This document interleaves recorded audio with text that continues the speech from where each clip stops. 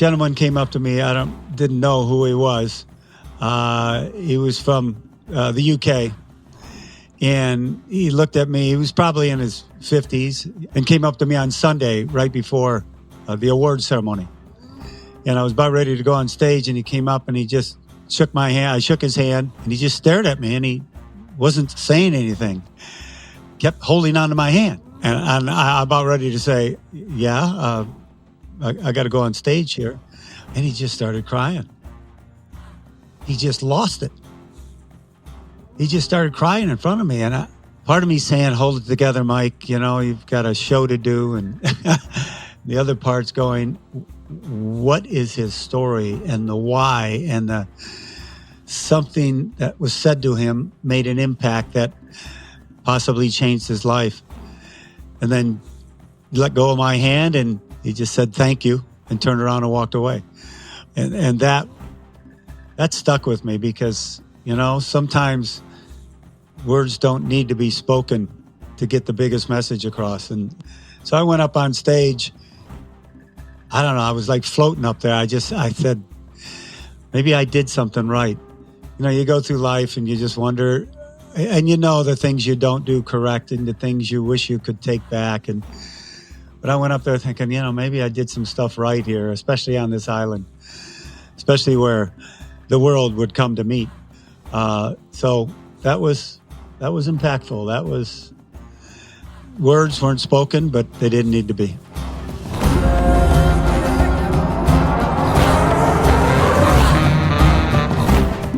Welcome to the Yogi Triathlete Podcast, where every week since 2016, we share stories of people looking, finding, and living their purpose. We are Jess and BJ, and the intention from which this show was born is to remind us all that we're never alone and that we're capable of achieving anything we put our minds on. All we need is a willingness to begin and the discipline to stay the course. Our guest today is Mike Reilly, a true legend in the hearts and minds of so many, and someone who has witnessed the finish point of hundreds of thousands of dreams. As the lead announcer for Ironman triathlons across the globe for more than 3 decades, Mike is most celebrated for creating a universal language that consists of 4 simple words. You Are An Ironman has been a primary motivator for countless triathletes to get out of bed each morning and get after their goal of finishing the iconic Ironman triathlon. Mike was our guest for the 100th episode of this podcast in 2018, on which we dive into his backstory, the journey to his reign on the red carpet, and the big island moment when that famous phrase was born. We're excited to have him back on the show today and looking forward to another meaningful conversation with not just a voice, but the kind and compassionate heart of this Ironman hero. Mike Reilly, welcome back to the show. Oh, Jess and BJ, thank you very much. It is fantastic to be with you again. Yeah, it's great to reconnect. It's been great to see you throughout the years at different races. And what I didn't mention in the intro is that since the last time we talked, and actually during that conversation when we spoke last, you were talking about a book you were writing, which is now done. You also have a podcast under the same name as the book, and you are on the other side of playing this role of being the official voice of Ironman. So when we look at a big life change like that, I see it in 3 different phases. You know, the time frame before we make the choice to step away, the time between making that choice, and then we could say the end, or actually the jump off the cliff into what you're living now, which is this new phase, this new reality, this new role of just being Mike. So, what's life look like for you now? Well, Jess, those 3 little phases you just put that in, that was spot on. Because thinking about moving away from the microphone, you talk about a push and a pull in my head. You know, one race I'd say, okay, I'm not coming back. The next I'd go, yeah, I'm coming back. And it was just back and forth for a year or so. And then the months leading up to the decision after I mentally made the decision, and then still had doubt. But then letting Ironman know, that was jumping off the cliff, man. But what life is like now, it's interesting. Everybody asks me that. here we are kind of in the off season. My last event was December, and I wouldn't do another event until March, April, till like Oceanside or Texas in April. So this time of year, I'm always off anyway, riding my bike a lot, going out to dinner a lot, being with friends, being with the grandkids. So it's not really different now. I think the difference, when it's going to come, the difference is going to come on the weekends of the events that I've done so many times, whether it be Oceanside or Texas or Lake Placid or Wisconsin or Mont Tremblant or Kona. Those weekends are going to be, I don't know what I'm going to be doing on those weekends. Probably out riding my bike 1,000,000 miles, just to, just to kind of stay away from it. So we'll see. It's a transition. It's you've kind of transported myself into a new area of my life, which is fine, which is great. And, when one door closes, I've got a lot more I think are going to open up. I had the privilege of participating in your last two races here. Well, the one in Kona, which was my first Kona. So right. I was actually able to have you call my name. And then in Arizona, and it's been a lifelong journey for me, like everybody else. It's been, 19 years in the making to get to that island. And finally I did. And it was your last one, which is so beautiful. And it took a lot of trust and faith and a feeling that this was what I was supposed to do. How are you working with, how do you work with trusting that, as you embarked on this journey as the voice, there were challenges along the way and you trusted this is exactly what was supposed to unfold for you. So there was that unknown and doubt and uncertainty before. And then you had 30 years of just amazing success. And now you're transitioning, as you just said, to this part of your life. And there's unknownness, there's doubt as well. What do you pull upon? Like, what is your anchor for trust? My anchor is family. I've been defined by what I've pursued in my career all these years as the person on that microphone at the finish line for so many people. That's what so many people see me as. I see a part of me as that because obviously it's a big part of my life and big part of the passion of my life. But it's not the whole me. And I'm depending and relying on, the Mike Reilly that others know, the Mike Reilly that my kids know, the Mike Reilly that my friends know, the guy that is a brother to sisters and brothers that we always get together and it's a different time. I played golf out in your neck of the woods at the Crossings in Carlsbad on Sunday with a friend who's been to Ironman, but he had never done one or anything. And then two other people that we met up with that were married to some high school friends. And I thought about it halfway through. The word triathlon, triathlete, Ironman, finish line never came up for 4.5 hours. And about halfway through, I go, this is kind of cool. This is kind of refreshing. There is another side of life, of the world that you can discuss. And we talked about a lot of things in life and families and all that good stuff. But that part of my world never came up. I'm not saying, oh, that's cool. I'm glad it didn't. I'm just saying that it was a bit refreshing. It was a bit like a little bit of a wake up for me. Like, I don't have to go everywhere and always talk about that world, which I like as much as anybody else love talking about and telling the stories of. But I found that interesting. It kind of gave me a little clue into myself that maybe I didn't have the day before that. What was that last Kona like? I mean, I asked that question. Yeah, let me just stay with that question. What was that experience like for you? I probably couldn't have written a Hollywood script any better. My wife went, my son and daughter were there, my wife's twin sister and husband, and I've been together with him since second grade, my daughter-in-law. And it was just to have everyone there was very special. They were, it was weird because a lot of times I've been to Kona by myself and nobody went. I just went and did the deal and came home, or just my wife went, or my son was there, or whatever. But this trip, it was like they were, you okay? What do you need? It was almost too much catering to. And I don't know if that was designed because of the 2 days of racing and listen, guys, a lot of the reasons I'm not doing it anymore, I would take my voice 4 or 5 days to recover, not 12 hours like it used to. And, I'm not 45 years old anymore, and the long days. So when we got to Kona and I had to do, 2 of them in 3 days, they were just really supportive. But every function, Diana Birch, the race director there, had a surprise for me at every function, for goodness sakes.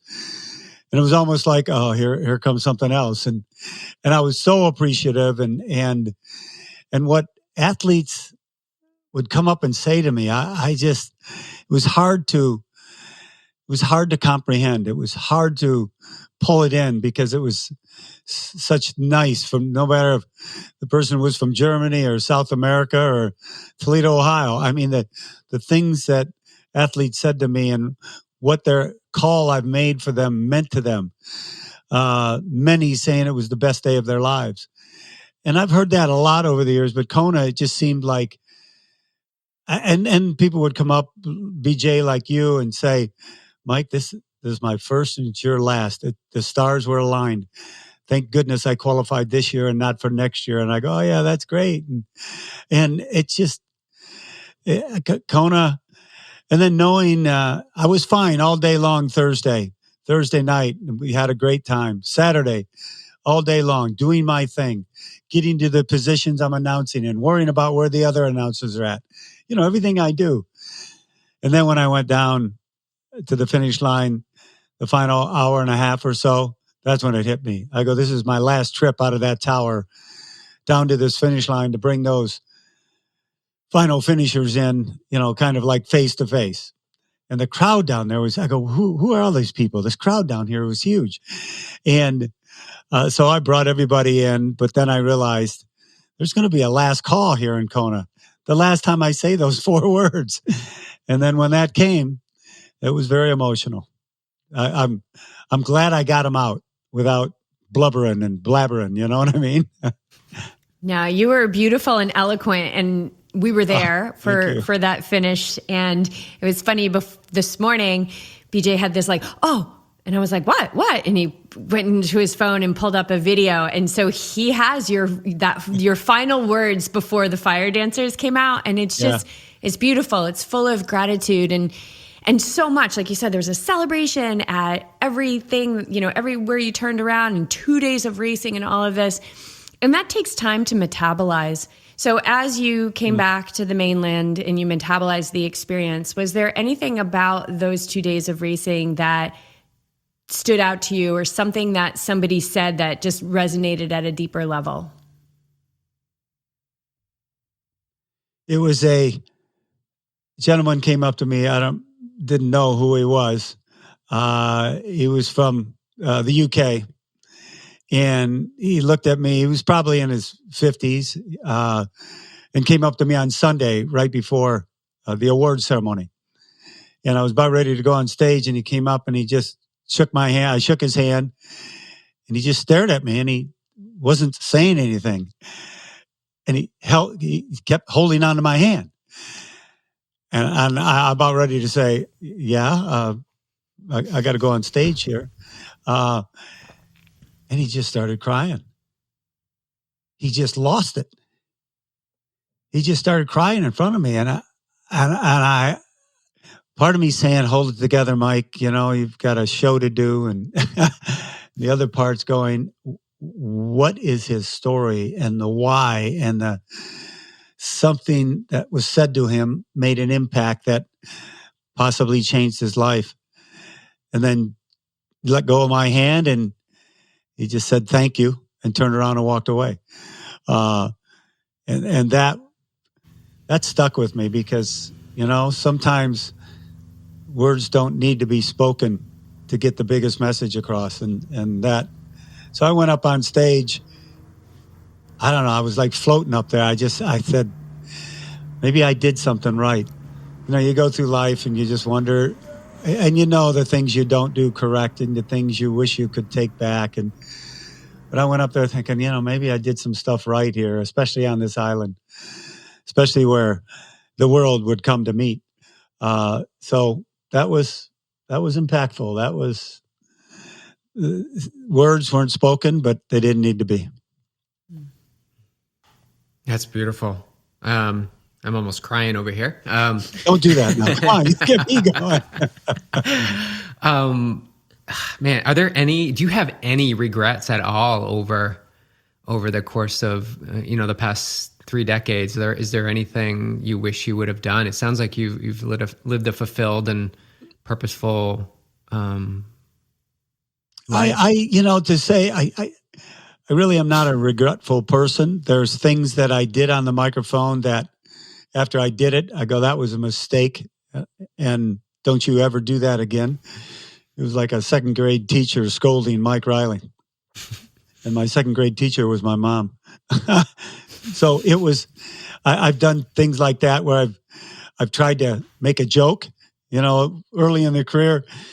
You would always think that if you were funny and you got people to laugh, it would be a better time or people would remember it more. But I'm not a comedian. Sometimes I'd say something, everybody started laughing. I'm thinking, what the heck did I just say? Why? That was funny. And then other times, so a couple of times I'd make fun of a different country or people from that country. Maybe they weren't as good as swimmers or people from another country. And, things like that. I don't do that anymore. And it seems like somebody up above was teaching me a lesson. I'm going to let you say it. It's going to be a mistake, but you're going to remember it and never say it again. And one time somebody told me early on, they can, when you're live speaking, everybody hears it. They can forgive you for saying it, but they'll never forget. And I never forgot that I said some things I regretted. But the career and the path I took and the events I went to, and no, I don't regret much at all. I mean, I regret having to travel so much and leave, my family. But that was the nature, we're in the weekend business. We are. And it wasn't like we would leave Tuesday and come home Thursday. We would leave Wednesday and come home Monday. So that was tough on the family. But no regrets. I'm very happy where I'm sitting now. And I think that foundation of what I've done all these years are going to take me forward to what I want to do next. Do you, in giving of yourself and giving your energy and love and compassion and gratitude out for everyone constantly, like relentlessly, when you were up there receiving all these awards or gifts, and did you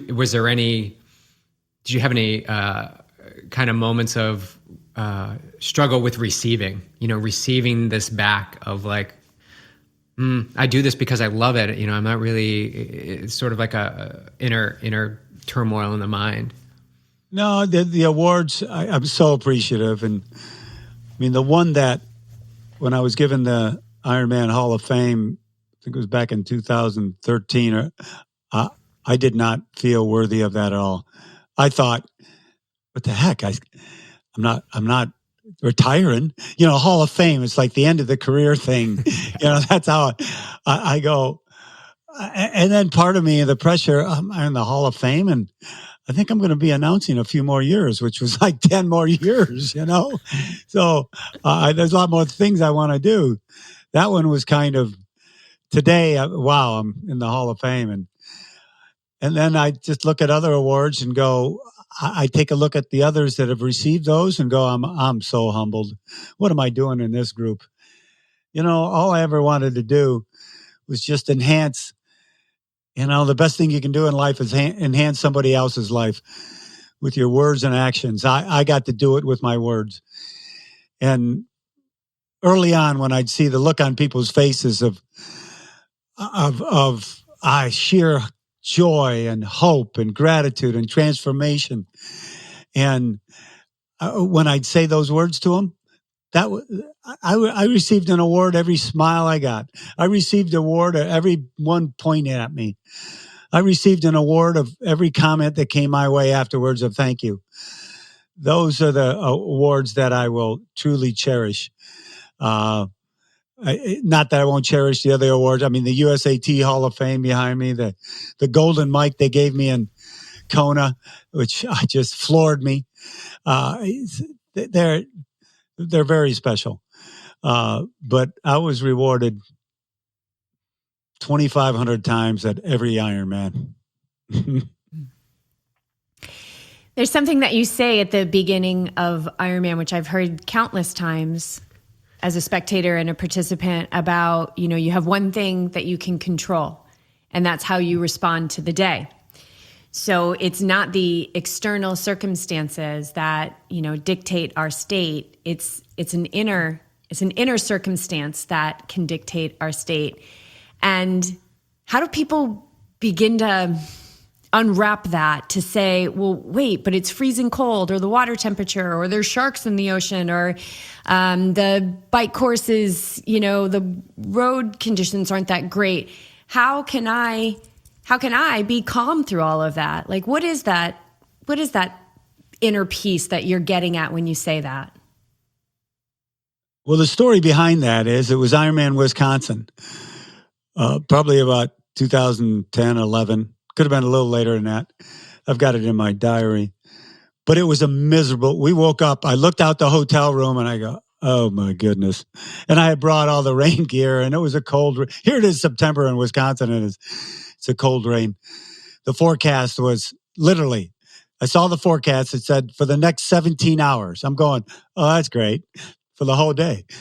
So right away, you're kind of down going, all right, how many pair of socks am I going to carry in my backpack? I got my pants, the whole deal. I walk outside and I see a few of the roadies, the carnies, the ones putting on the race going, this is a what show today. Look at this.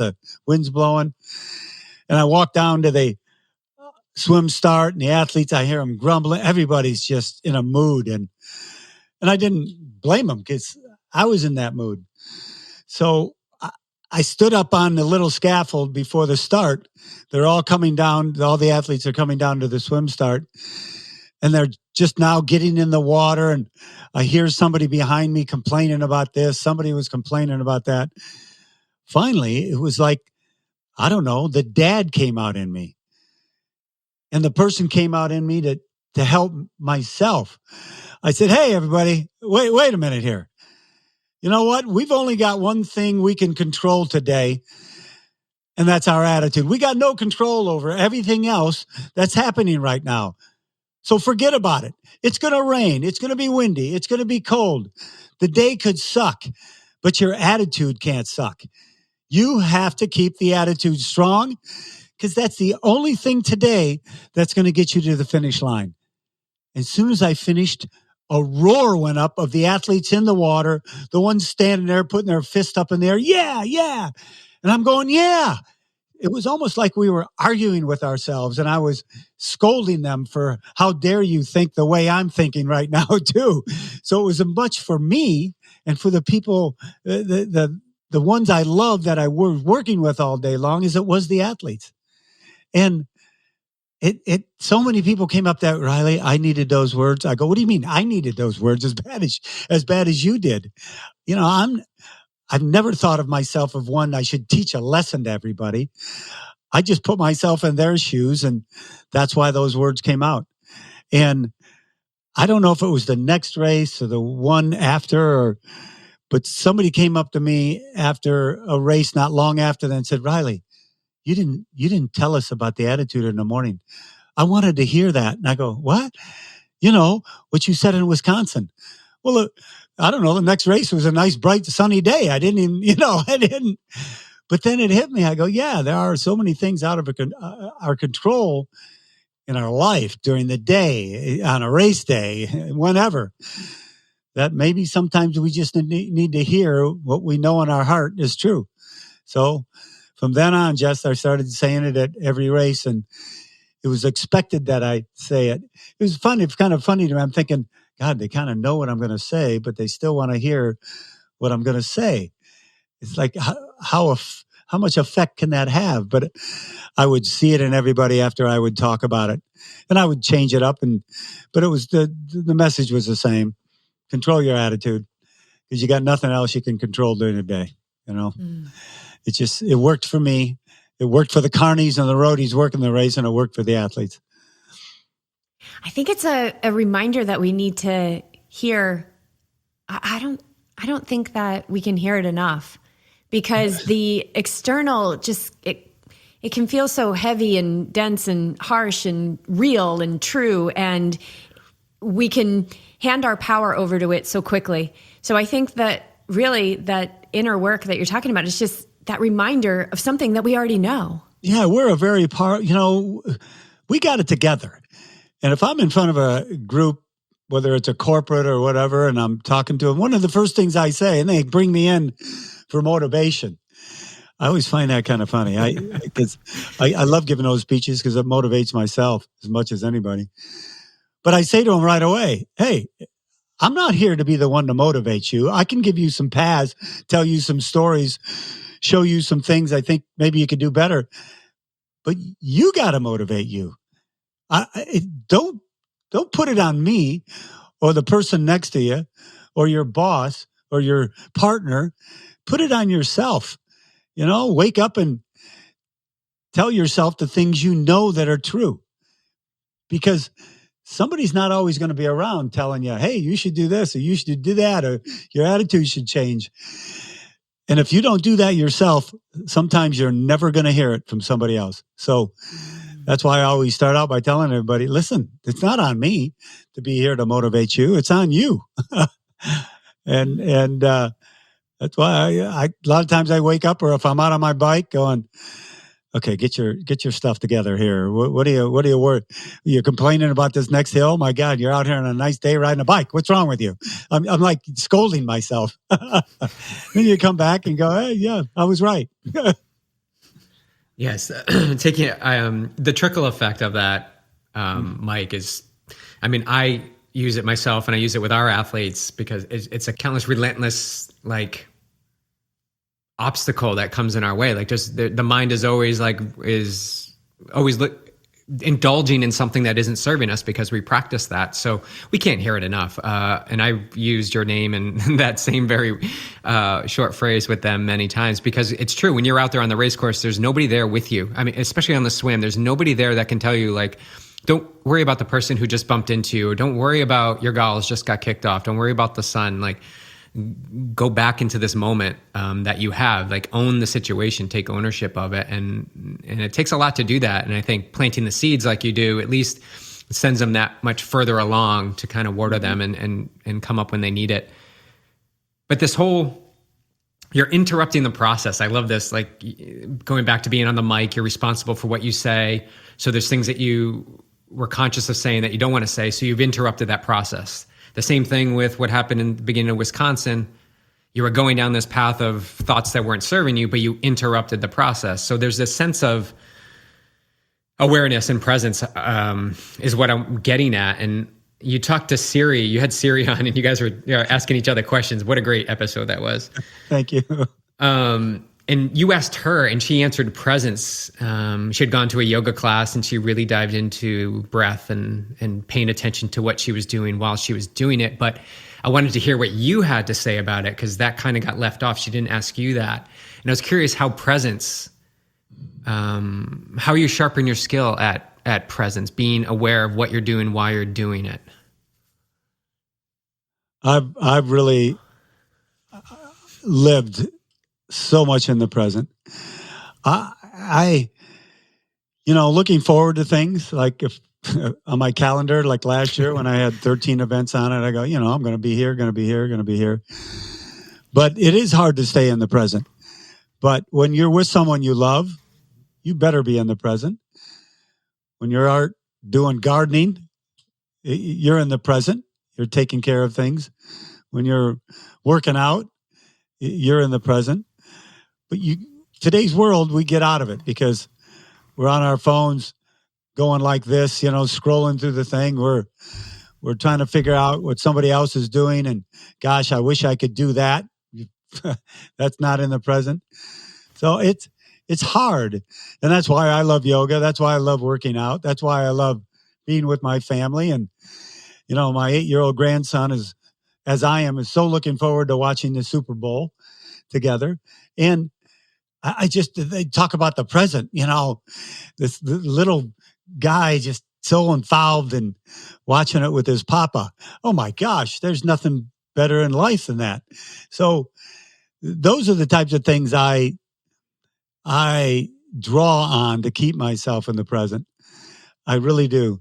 And if somebody said, even if you ask now what's on the schedule tomorrow, and I go, I know I got something, but I got to look at it. I knew when I woke up today, new roof being put on a house. I know I was going to be sitting with you guys for an hour, which is fantastic. And that's where I'm at. So the present is tough to be in all the time. But it's easier to try to be in it all the time than be someplace else. I like this idea of just using the calendar for what it's for. Put your appointments on it, but don't. If it's Wednesday the 8th, don't be living in Thursday the 9th. No, just trust. You wake up in the morning, you look at the calendar. Okay, this is what I've got going on today. I want to switch gears just a little bit. One of the things that we touched upon in our last conversation was, these ITU Olympic distance athletes, they were coming up to 70.3. Well, now we're seeing them at Ironman. And boy, did we see them crush the course on the Big Island last year. Just unbelievable. Chelsea and Gustav. So where do you think the game is going from here now that they're getting into these longer distance and with PTO coming up with this distance in between the half and the full? I don't think there's a limit, because the limit in the minds of those athletes that are performing way above what anybody thought about, my goodness, 18 months ago, is there's no limit. I think that's where they're at. When Mark and Dave ran low 240s in 1989 and nobody even got near it until Patrick Lange did it years and years and years later. But after he did that, I think people were starting to realize, what is this? This barrier can be broken. So you can go to training and to equipment, the whole deal, but I go right to the mind. To watch Chelsea Sodaro in Kona go out and lead it basically wire to wire and then get on that run and run as hard as she was. I even had a thought a couple of times when I was looking at the splits. Oh my God, don't blow up. Don't blow up, because I've seen a lot of athletes blow up. I've seen a lot go out hard and want to sustain that because in their mind, they go, I can do it. But it didn't happen. It happened for her. It happened for Gustav. It happened for Christian in other races. And it's happening. And I think what's going to happen now is others are going to go, all right, if they can do it, why can't I do it? I have the same 2 arms, 2 legs, but they got to cultivate their mind that they can. So I love where the direction of the PTO is going. I love the arena racing, Super League. I love it all. I think competition is good for everybody. I wish there was some more shorter distance races for people to get into triathlon. You don't want their first race to be a 70.3, for goodness sakes. And there's a lot of race directors. I was just at the USAT conference, a lot of race directors there that are putting on a lot of sprint races, Olympic distance, aquathons and all that to get people into the sport. But I think we need more of them. And that's where we're going to cultivate that 12-year-old who runs high school cross country and can swim. All of a sudden, when they're 19, 20, they're flying down the road. And that's what we need. And we need that for age groupers too, because we need to make sure that barrier for people to get into our sport is out there and down so they can come into the shorter distances and move up if they want or stay there if they want. in my mind, if you swim, bike, and run, and no matter what distances you are, you're a champion in my mind. You don't have to cross the quote unquote the finish line or the finish line there or here. You just have to cross the finish line. Yeah, there's definitely some I'll call it confusion, right? Where triathlon all of a sudden became Ironman, and then it's like you got to do an Ironman or you're not doing a race. But triathlon existed way before Ironman, like this activity of swim, bike, and run, and you touched upon it just there, which is we're seeing this more and more too. Like runners, so much potential, so much strength, so much speed, they get injured, and guess what they do? They start biking, they start swimming. Yeah. And then this moves into like, oh, well, now I actually like all three of them. And then this amazing athlete can now grow in the sport of triathlon. And so we see it so much firsthand, but there is a lack of short course races, or I should say maybe the publicity of it. And maybe the participation in it, maybe the participation is low. I just don't know why. Maybe that's where we need to dedicate, more attention to, more dollars to, more growth to. But we're seeing it, we're seeing it in college. We're seeing the college growth a little bit. I'm going to say I'm guilty myself. I'm right here in Southern California, and I haven't done really any of these short Mission Bay races. So, point the finger at myself. I need to expand my horizon a little bit, but there's so much opportunity out there. There is. And if someone would say to me, Mike, you want to pick up this race and race direct this event and take care of the financials and everything, I'd be hard pressed. I go, whoa, that's a tough business. Putting on a sprint and maybe an Olympic distance race, and because it all depends on numbers, sponsors, how many people are going to show up. So it's a tough business, and that's why I think some of the events have gone away. We need USAT and all the other factions in the sport to start figuring out how we can have a better feeder system. Yeah. Like the days of the Lifetime Triathlon, which was such a big one, big pro race, Barry Siff with Boulder Peak having a pro race at an Olympic distance back in the day. And those things have really fallen away. I wonder if PTO will bring back a shorter distance. What do you think? I don't know. I don't know what their business plan is. Obviously it's all geared to the professional athlete right now. They're trying to foyer into the age grouper, but PTO is Professional Triathletes Organization. So I don't know what their plan is at that. I think others that have been in the business longer, they probably would have more foresight of putting on those shorter distance races. Yeah. You were in Kona, through the Maca year. I mean, through so many years, but the Maca years. Talking about somebody who came and blew up, and then finally came and won. And it doesn't surprise me. I'm sure you know him more on a personal level than I do, but it doesn't surprise me that he has now interrupted, or I should say disrupted, the sport of triathlon with Super League and made it faster, technical. We had Will McCloy on, who is, the lead announcer. We just talked with Taylor Spivey, who is big Super League athlete. But knowing Maca through your interactions with him through the years, what do you think of Super League and what it's doing to the sport of triathlon? I love it. It's okay. And I don't even call it a disruption. I call it a very smart person taking a look at what's out there, what a good business can be built on. And remember, the Super League and the stage races go a long way back in Australia. That was Mac. He used to race all that, the Tui's, the beer. Yeah, the Tui series in Australia. And he knew about that type of racing. And I think he saw an opening and said, you know what, let's create this. That's fantastic. That's someone sitting down, building a business plan, making it exciting, which we want triathlon to be exciting too, just like people think football is exciting or basketball or track or whatever. So I think he just saw an opening and put it together and bully for him. I think it's fantastic. And you know what? It draws press because of the format, the type of athletes, the banter back and forth. I'm going to beat you, you're going to beat me, and all that good stuff. I think that's fantastic, and it creates press for our sport. Still swim, bike, and run. When we associate triathlon with only one type of event, I don't think that's so good. I think we need to associate triathlon with, oh yeah, that's that one format. That's that. Sure, it can be a little confusing.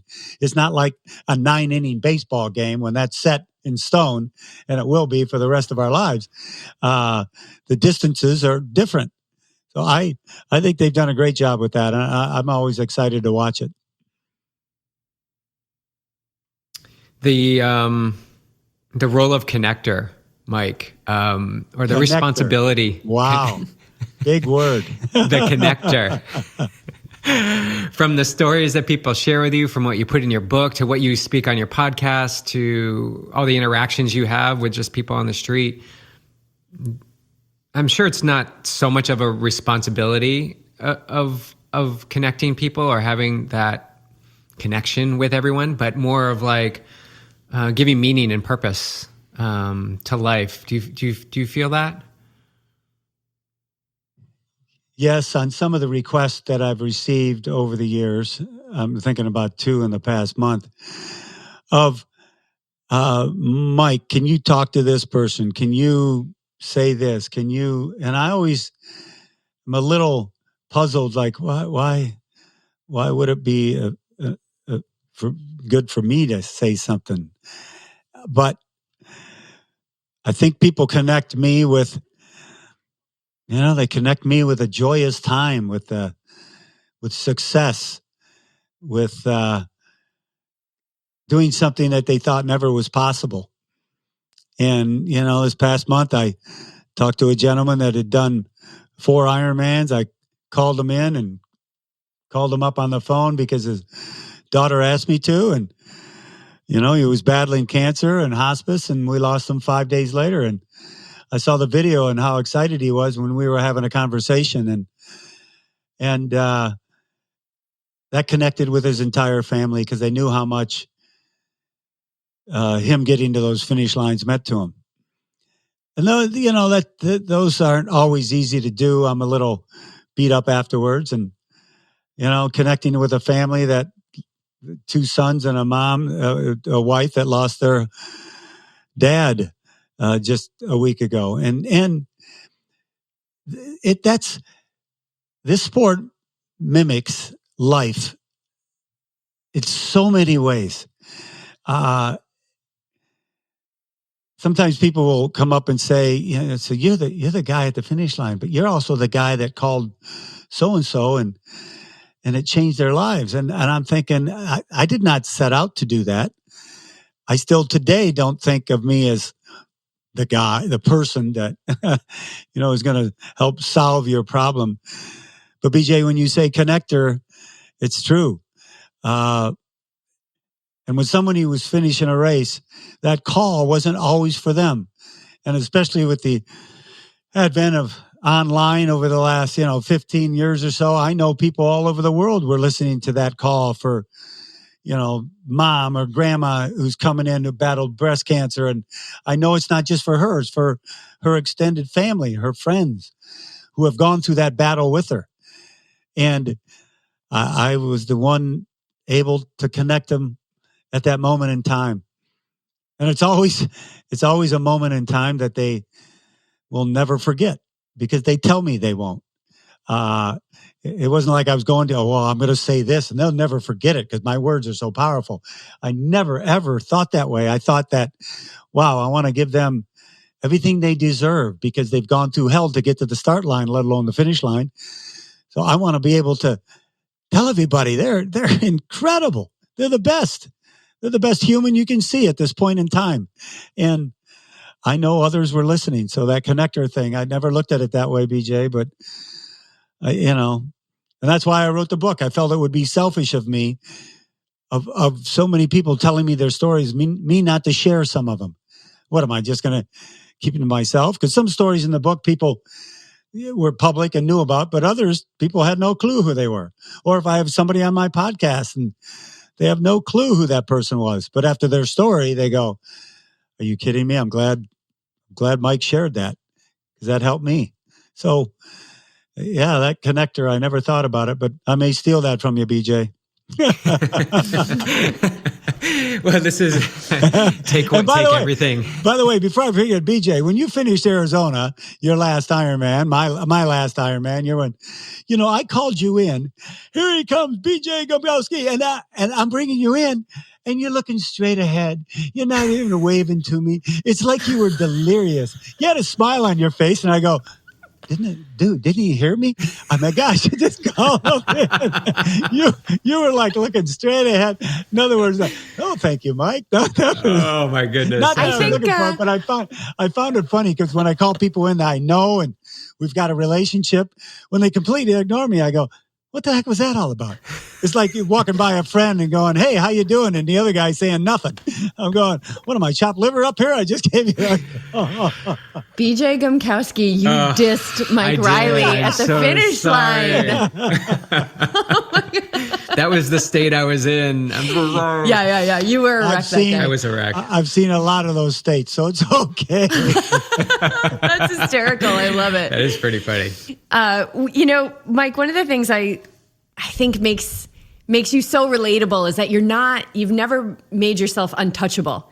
You said it on the podcast and in 2018, and I've heard you say it on other podcasts and just in conversation that, people can call you. You'll call the people, that got into the bike crash, and you'll call them in the hospital, and there's a vulnerability about not making yourself untouchable, right? There's making yourself accessible. And in that vulnerability, I feel like we find out who we are and we find ourselves. And just like when you got on the mic and, maybe you were trying to be funny or not trying to be, the moments you weren't trying to be funny and you were funny, that's more authentic you. The times of trying to be funny and then you're not funny, that's us trying to be something else. And there's a lot of folks out there that are confused about who they are and what they want and finding purpose in their life. And the show is about purpose and finding purpose. And the show is not about feeling pressure to find purpose, that we all have unique gifts that we came into this world with. So from somebody who has been vulnerable yourself and being vulnerable with other people, what are some words that you have to share with somebody who may be struggling about, like, who am I? I don't know who I am. It takes a lot of effort to be me. I don't know what I want to do. You're not alone, because everybody doesn't know who they are. We aren't filled up 100% on knowing who we are until times come along in our life that could be tough times or good times that kind of teach us that lesson. And especially younger people and teenagers and young adults, they're having a tough time, and it's the environment they're in. It's being pushed down by other people, and there's really no one way out of that except to learn from the experiences that you have. And when somebody says something to you in a derogatory fashion, or says something to you that just cuts you the wrong way, the first thing you can't do is react to it in an angry way, because then you'll become an angry person and you'll do the very same thing to somebody else. It's very hard to walk away, but always know that you are the best person you can be at that moment. And other people are going to try to knock you down. Heck, there was athletes would come up to me and go, none of my family, none of my friends, they all tried talking me out of doing this crazy triathlon thing. And I kept thinking, I think I can do it. I'll be better if I do it. But they'd listen to the naysayers, not do it for a while, and then they'd come back and do it. And they'd find out they were correct and everybody else was incorrect. Even though it's a loved one or a partner or someone you hold dear in your life. But the dearest person you have to hold in your life is yourself first. And once you realize and do that, when those negative comments come along or those negative thoughts in your head come along, you can push them out. You can keep moving forward. It's very hard. You know, we don't have all the answers. Nobody has all the answers. But I do know everybody's in the same boat of trying to find out who they are, no matter how confident you think somebody is. And, you know, the greatest teachers in the world teach to learn. The greatest motivators in the world motivate so they can keep learning themselves and find out who they are. You know, getting very personal, I think I know who Mike Reilly is. I know who I am to other people. I know who I am to my family and friends, but I'm still always trying to discover myself and find my way. It's, you know, I don't wake up every morning going, yeah, I'm the cheeriest son of a gun in the world, and I got not a care in the world, and not like that. Nobody's like that. So know that you're in the same boat with everybody else, but you always got to be rowing that thing. And once you realize that you're the one with your hands on the oars rowing, you'll get there much quicker. So yes, there's naysayers in your life. There's people that talk negatively to you, or things are said even on the news when you're watching a newscast. Oh my God, I'm so depressed. Look what I just saw. And there's travesties in the world that affect us all. But they can't stop you from moving forward and rowing that boat yourself. Yeah, that's such a potent message. And I think one of the things that you just described for everyone is that it's not easy. It's not easy. It's hard. It's not easy to walk away. It's not easy to keep going when everything and people around you say, don't go. But I think that there's something about the sport of triathlon that strengthens that muscle for us to keep going, because anybody who's done a triathlon at any distance, there's so many reasons to stop. There's so many reasons to stop. Whether it's an hour race or a 17-hour race, you're going to have so many reasons to stop. And you said it earlier in this podcast that, you know, this sport of swim, bike, run mimics life in so many ways, and that is not to be taken lightly. Take that into the struggles of life and keep moving forward no matter what. And, you know, getting physical is probably the best medication you can take. And I've never talked to anybody that's gotten done with a run, a gym workout, a bike ride that said, I'm in a bad mood. They were in a bad mood before it, but afterwards they weren't. Something changed. For that, it could have been a 20-minute workout, but something changed. And that change is what you've got to rely on. That change is something that you can keep building on. Oh, maybe I'll do it again tomorrow and the next day and the next day, and, you know, improve my health and keep going out for a walk or a ride or whatever it may be. And it doesn't have to be going out for, you know, a 4-hour run. It just has to be something physical that changes people. And that's why our sport, I think, is one of the best in the world, because I've seen people transform into great humans from being a part of this sport. I've known a lot before they got into it, and some that are in it now that are, it's amazing that the transformation they've had in their lives. You know, working out and exercise, it's the best medication you can ever take. Keep taking it. And it doesn't cost a darn thing.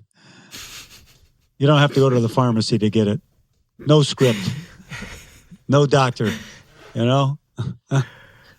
That's, you know, just, it has become my life. And I had, you know, obviously I had that goal of getting to the big race, and that was an obsession. Okay. It was an obsession. I'll be honest. Okay. You know, good obsession. That's all right.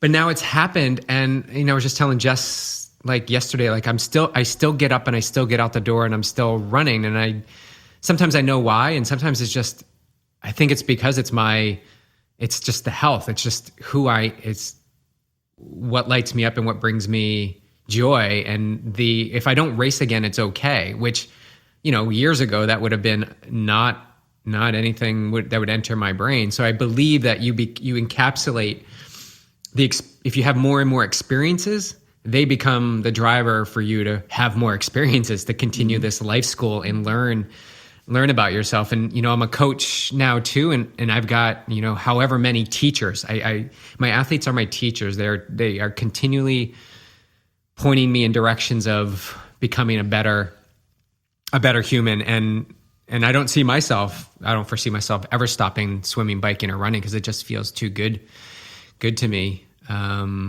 And I thank you for, pulling me through many races just to get to that end. I mean, there's been ones I've walked and I'm like, just have Mike call me in and then I can get this done with. I can get back to the hotel and see the kind of pressure I'm under. I can't even go to the porta potty. I've got people come up to me and go, "You better not be in the porta potty." And what time you coming in? About 11 hours, 30 minutes. And they're always wrong. It's like 12:45 and I'm holding it. And, so I always kid about that, but people go, "You were on a break." How about I ran to the porta potty and I ran back? That is not a break. That's just, that's just having to go to the bathroom. Okay. The necessary things. So Mike, I know I saw you riding out in the local roads. What's a good route for you locally here that you like to do? The other day I gravel, since I'm about 4 miles from the trailhead at Lake Hodges. So I ride Highland Valley trails on my gravel bike. Then I do Hodges. Then I ride up to Escondido and back. That's like a 35 mile route. Yesterday I went out with the boys and rode. I live inland in San Diego County. So I rode to Del Mar. We rode to Del Mar and then back up to 56. It's like a 40 mile route. So I've got routes all over the place. Some days even when it's a sunny day, I go, I just don't feel I want to go on the road, and I'll be in the garage on my smart trainer. And I've got all kinds of weights out there, lift the weights, do all that stuff. So it's great. It's a great lifestyle. The funny thing is, the last weekend, my 8-year-old and 4-year-old grandson, they get out of the car. Right there is my weights, and I have little ones for them. Right away, the 4-year-old picks them up. "Look at Papa." I go, "How many are you going to do?" I don't know. I go, "Let's count to 20. And he counted all the way to 20. And the last two were like, "What the heck?" And he got I did 20. And he's jumping around the garage. I go, "That's all. I hope I teach him. I hope they learn that, Papa was, when I'm not around anymore, he made me lift weights, and they're doing it when they're, in high school, college, and beyond." So that's what moves my needle. But I do have a lot of routes around. I wish I could ride with more of my friends, but living inland, a lot of them live on the coast. We don't get together as much. I wish I could just have a group 3-4 days a week that we could ride together, but that doesn't always happen. But some of my best rides is I'll go to the coast, I'll be on my road bike, and I'll be heading up the coast highway, and I'll see 4 or 5 triathletes. So I'll go up to them, and right away I go, "Hey, you got a roadie back here. I'm going to suck your wheel." And all of them just, "Yeah, oh, great. So the last group I did that to, like 6 months ago. We're riding and we're coming through Leucadia, and they're doing about 25, and I'm behind them going, "This is great. I'm having a great ride." All of a sudden, one of them looks back and goes, "Oh my God, that's Mike Reilly on our ass." "Oh, what the heck?" All of a sudden, they all slowed down to like 15. I go, what are you doing?" "Well, we didn't know it was you. We were trying to drop you. You can ride with us." I go, "Oh, okay." So, yeah. Then we went pedestrian 20 mile an hour, and I was happy about that. Isn't that interesting how quickly perspective can change, right? They went from trying to drop you to, not wanting to let you go. Yeah, who's I love jerk it. behind us on a road bike, and you got all the tri-heads up there. I love it. Oh my God. The coast highway is such a scene. It's such a scene. I love it. I can only do it every once in a while because my gosh, there's so many people. It just, but it's a great scene. It is a great scene. All right. As we come to the end of our hour. I remember I'm the guy that announces for 17 hours. Let's go. I know. Just warming up. Your book and your podcast, where can people find you, and what are they going to find when they do? Finding My Voice. My book is still on Amazon, both in hardback and softcover. I'm thinking of doing a few book signings this year, so I'll put that on my website, mikereilly.net, where I do those. Obviously, I won't be at events to do it. And then my podcast of Find Your Finish Line is everywhere you can get a podcast like yours, on Spotify and Apple Podcasts. I do record at least 2 a month. I get 24, 26 shows out, try to do that. And I love doing it because it's people from all walks of life, not only just pros, but people from all walks of life, that when I hear their story, I go, man, others have to hear this one. And it's really just, like you say, BJ, to connect that person with so many out there. At the end of last year, I had Lynn Keene on. She lost her son to suicide when he was in college. And you hear of so many young people just committing suicide. And I wanted her to tell her story to help other parents, like maybe notice some of the signals and the signs of their children who possibly were going down that road. And it's just try to help and try to connect people so that they, kind of do the right things, create a better life. Beautiful. Well, I think you're doing that. You're helping people create a better life, and that better life gets created not by you, but by them, right? Taking your words and the messages they receive from your guests and from the stories in your book. Because it is that inside job. It always has been. It always will be. But, you're living the demonstration. We're so honored to know you. And I hope to see you. I'm going to be looking for you out there. Yeah, you can suck my wheel anytime. Yeah, I've got a road bike too. So, yeah, we'll suck BJ's wheel because he's fast. Love it. Well, if I get up to the coast one day, I'll give you a holler. Maybe we can meet up. That'd be great. That sounds that sounds awesome, Mike. Thanks so much for your time today. Really appreciate it. Always love connecting with you. And, hopefully BJ will give you a nice high five and a fist pump to make up for the Arizona debacle. He does. He owes me one. Next time I see him, that guy better come at me high. I love it. I can build up some really good momentum there. All right. Game on. Thank you to you two for doing what you do and spreading what I call the good word. The good word in everybody's mind is always something different, but you spread it, and that's fantastic. So thank you for doing it, and keep it up. We will. We're not. We can't stop. Can't see another way. We got to keep going. Me neither. Thanks again, Mike. All right. Aloha.